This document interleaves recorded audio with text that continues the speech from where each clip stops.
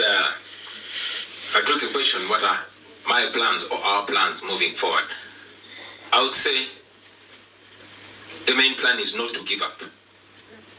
Not to give up. In a dictatorship like Uganda, you don't draw plans. Your next agenda is always set by the regime, because you plan to have a rally and you wake up and you're abducted. You plan to speak to the people and you wake up and you're homeless. I mean, hours before, I was a comfortable homeowner back home and a respectable citizen. 24 hours later, I was a fugitive. A month, two later, I'm in a foreign country. I always tease with my friends, you know, because when you don't have a home, you're homeless. So we just go by the day, but the major plan is not to give up. Among other things that we are doing or intend to do is to work up the diaspora. When I was forced out of my country, I conditioned my mind to believe that my work has only begun now. So we are on a phase of international engagement.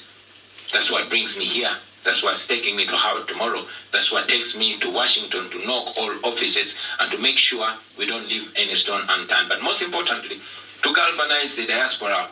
Just like in the days of slave trade, man, we have our best, our cream in the diaspora, in America, in Europe, in Arab countries. The best of us has left home.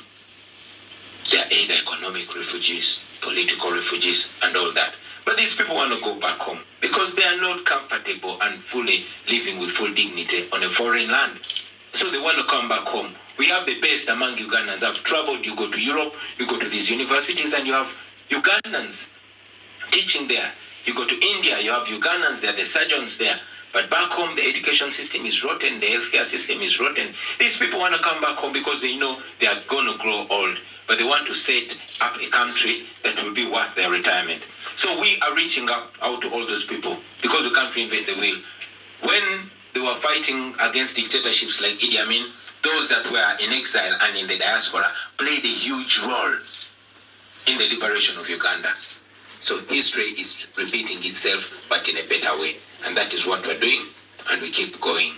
That was the first question. I've forgotten the second question. I think you answered them together. It was the message, and that was perfect. Oh yeah, the message to the young people. Don't give up. But not only that, rise to the occasion. Nobody is coming to save you. It is you that is going to determine your tomorrow. You guys are young people here. Me, I'm 44 now. Sometimes I wake up and I'm like, damn, I'm 44. I was 34 just the other day. In fact, it's as if 2 weeks ago when I was 25. But we grow so fast. Especially those that are coming from Africa or oppressed countries. Nobody else. You that are here in Harvard, man, you are the hope that we are looking for. You have already discovered your calling. Frantz Fanon, you are elites, you are intellectuals, you've read so much. You must have read about Frantz Fanon, who said every generation must, out of deep reflection, discover their cause, their mission, and choose to either betray it or pursue it. Now I have no doubt that you know your mission. You know what your countries can be. It's up to you to betray it or pursue it. You can pursue it. We are relying on you.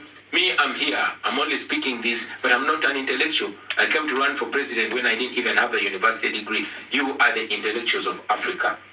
You must help yourselves by helping your people.